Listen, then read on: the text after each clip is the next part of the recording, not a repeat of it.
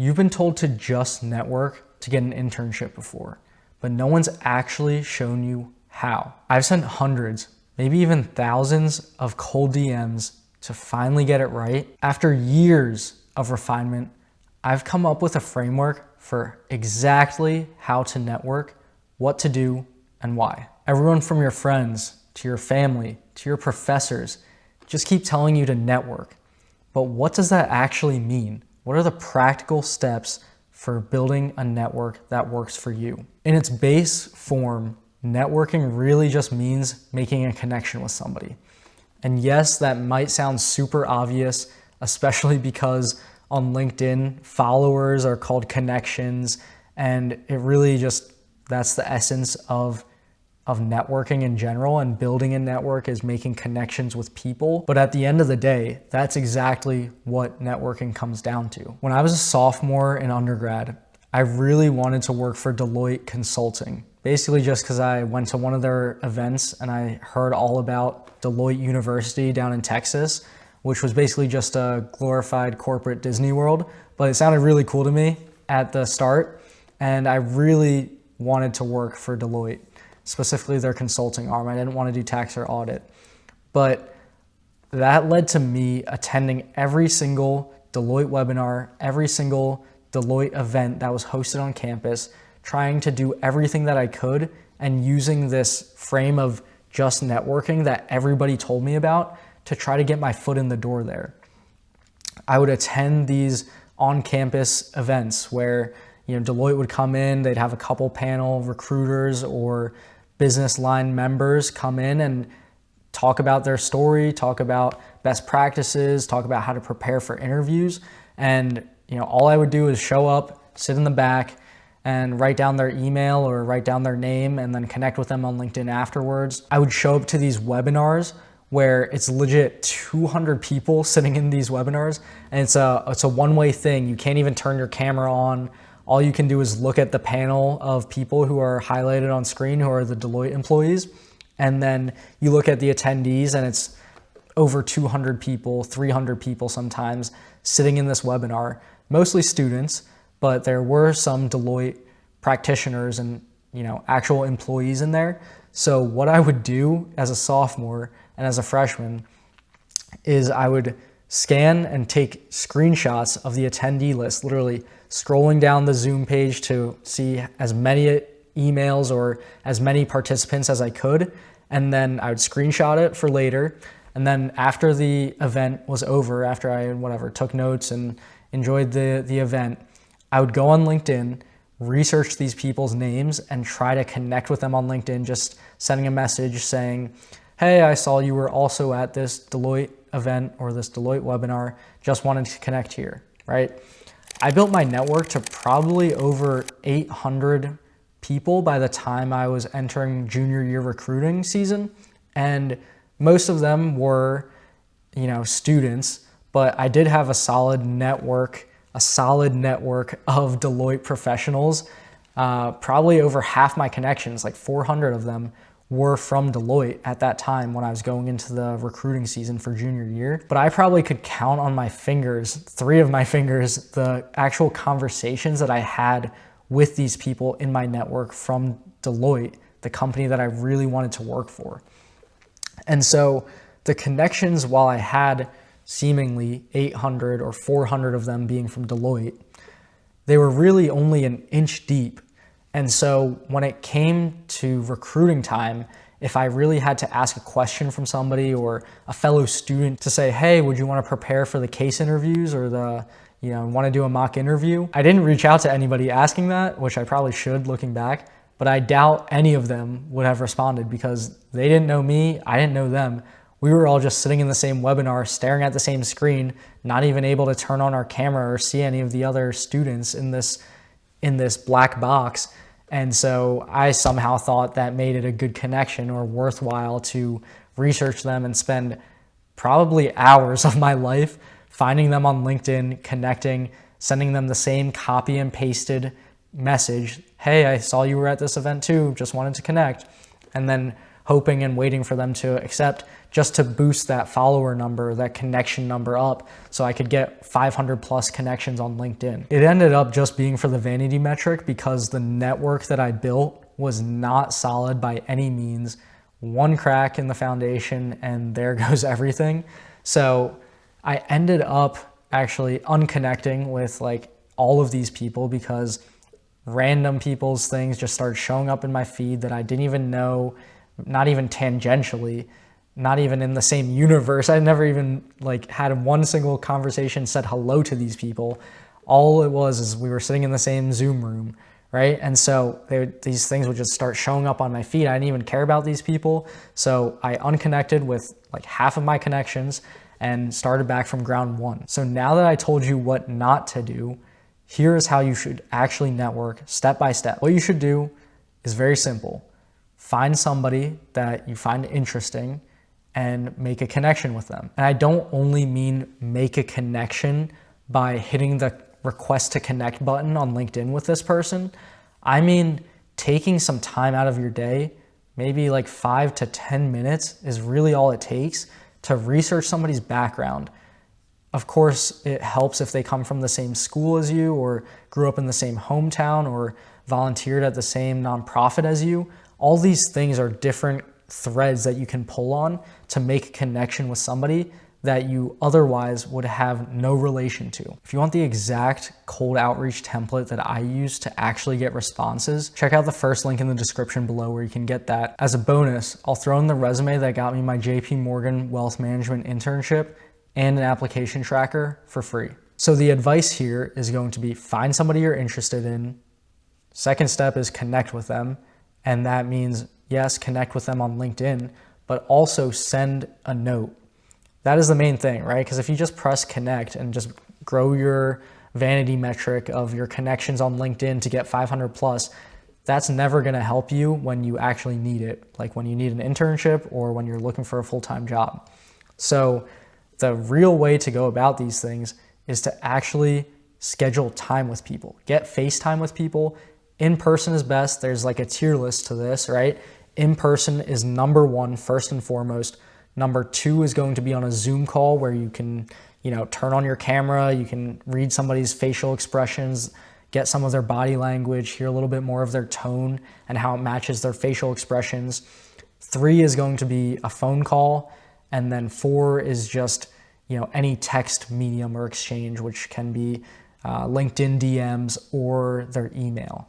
So you really want to gun for, in person is going to be best as always. If you can shake somebody's hand, make a good, strong first impression in person, that is going to trump any type of connection that you can make over email or over a Zoom call, really. So I would really prioritize that. But the way that you reach out to these people is going to be very simple. When you reach out on LinkedIn, you only have like 200 characters, and maybe if you have LinkedIn Premium, you can have, maybe it's up to 500 characters, which is still not a lot. And these people are super busy, so they don't want to read more than 200 characters anyways. And so you have to be very strategic in your outreach and your approach, because you don't want to waste people's time, especially professionals. And if you do end up wasting people's time introducing yourself with your whole origin story and a novel to showcase everything that you've ever achieved since you were in middle school, nobody's going to respond to that because they have other things to do in life. And while yes, your backstory might be great, these people have other things to do, and you want to respect their time and your time by keeping things short, brief, concise. The cold outreach template that I mentioned earlier uses a very simple framework. So you can either go grab that one from the website for free, or you can use it in your own words, just using this framework of adding value, call to action. Those are the 2 things that you need in your short message on LinkedIn, or an email you can expand a little bit further, but those are all the things that you need to include in your cold outreach message. You don't need to have your whole background, your whole biography or autobiography about everything that you've achieved in life leading up to this moment and how you did the super long side quest to be able to find this person, and then this is why you're interested in them in particular. Like, cut all of that out and leave it to the framework of provide value and call to action. I know you're thinking, hey, I'm just a student. What can I do to provide value to an MD at JP Morgan? Or what can I do to provide value to an associate at Morgan Stanley? There's nothing that I can do really as a student without a job, without an internship, who's 2 years into college.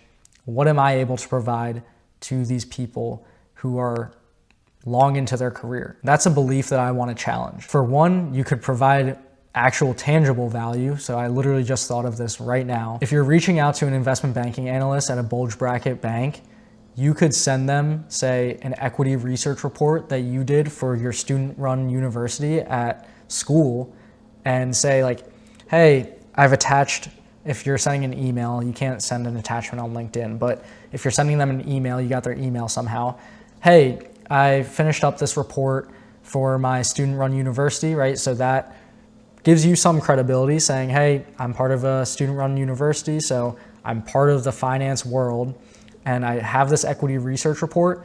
It highlights these main key themes: AI, I don't know, sustainability, any three factors, right? You could say, give high level highlights of what your report includes and why it might be of value to this research analyst. You know, if it's a 40-page report, they're probably not gonna read it, but maybe if you give them the ChatGPT breakdown of the three main bullets, or if you give them Spark Notes, or if your report is, you know, a one-pager, that would be even better because you can just send it to them. They can skim it real quick. Maybe there'll be something in there, a perspective or a take that you provide that is different from what's on the street or what any other analysts or whatever research reports that they've been, you know, scrubbing. Maybe you have a different take. And so that is actually a way that you can provide value, but more traditionally, the way that you as a student, as an internship or job seeker can position yourself as providing value is to position yourself as an advice seeker, right? For one, people love to talk about themselves. So by you inviting them to spend 15, 30 minutes of their time basically talking all about themselves, all about their journey to where they're at today in life, and give advice, those invitations are still very welcome even after you're tenured in your career. And if anything, people love to give back, and you just kind of get a warm feeling inside, right? And I still do it to this day, where people from Pitt reach out to me asking for advice about how I got to where I'm at, and I'm happy to take those coffee chats because I just love giving back, right? It's a great feeling. So that is a way that you can provide value to somebody else as a student, right? Especially if you have these common threads that I mentioned earlier, whether that be coming from the same university, growing up in the same hometown, maybe they, you know, went to your rival high school or the same high school that you did, or you, again, volunteer for the same nonprofit. So all of these different things could really be used to get yourself into a spot that you never would have thought you would have been able to have a conversation with somebody at this high of a level who, you know, is at this really prestigious firm or whatever, right? If you don't ask for something, you're never going to get it, which kind of brings us to the next piece of the puzzle here, which is your call to action. So we talked about providing value in the first piece of the framework. The second piece is a call to action. You have to ask for something. You don't want to get into this point where I made the mistake previously of just saying, hey, just wanted to connect. I'll be here if you need anything, right? That is just a great way to waste people's time and for you to never hear anything back ever. Instead, what you should be doing is asking for 15, 30 minutes of people's time, right? That's how you actually make a lasting connection that is deeper than that 1-inch surface level connection that I had with all those Deloitte employees and university students who were in the same cohort looking for their internships, because I didn't even have a conversation with these people. They didn't even know my face aside from my profile picture. And so that is how you're going to, one, build a deep network that is actually high quality and people will actually vouch for you because they know you, and you'll open up doors because people will be thinking of you more so than if you just reached out and said, hey, I would be really interested in those asset management roles that you have at your company. Just wanted to connect. No professional is ever going to reply to that message saying, hey, thanks for reaching out. Love to connect. Here, we actually wanted to offer you a job or an internship. You start on June 3rd, right? Nobody is ever going to reply to a cold DM that you send just saying, hey, I'm interested in these opportunities at your firm. Just wanted to connect. Nobody's ever going to get back to you with a message like that, right? They're not even likely to say, oh yeah, I'll pass your resume on to the hiring recruiter, because they don't know you. Usually when people come knocking at your door randomly, unprompted, you're not gonna just open the door right up, let them in, give them a nice warm meal, right? You're gonna look out the side window and be like, hey, who's knocking on my door? Nobody ever knocks on my door. Or if you do, because these people who are in these roles probably get reached out to all the time, they are looking for a reason to say, why should I open up my door, let alone, invite you into the company and offer you a role, or even pass your resume along to the recruiter. So the way to get them to open the door is by you providing value, and then you ask for something, right? You can't really ask for something if they don't open the door. So they need to open your message first, and then they can read your call to action, where you ask for 15 to 20 minutes of their time. Imagine you send your note ending it off saying, hey, just want to connect. Let me know if you need anything. End it off there. The other person gets back, hey, thanks for reaching out. Happy to connect. Love giving back to students. Let me know if you need anything, right? And then you have to go back and forth. Yes, actually, I would like 15 or 30 minutes of your time. Then they get back, hey, when are you available, right? So you have to just play phone tag. And these people are busy, like I mentioned prior. They don't have time to be going back and forth. You might be dropping 3 days in between responses because you are not these people's top priority. They have a full-time job to be doing. And so, replying to students is great and all, but they don't want to be wasting their time. So by you asking for something right in your initial message is respecting both your time and their time. So if you're tired of serving cold outreach raw, never getting a bite, check out the link in the description below and apply for the next cohort of From Scratch to Success. Let's cook. We'll see you in there.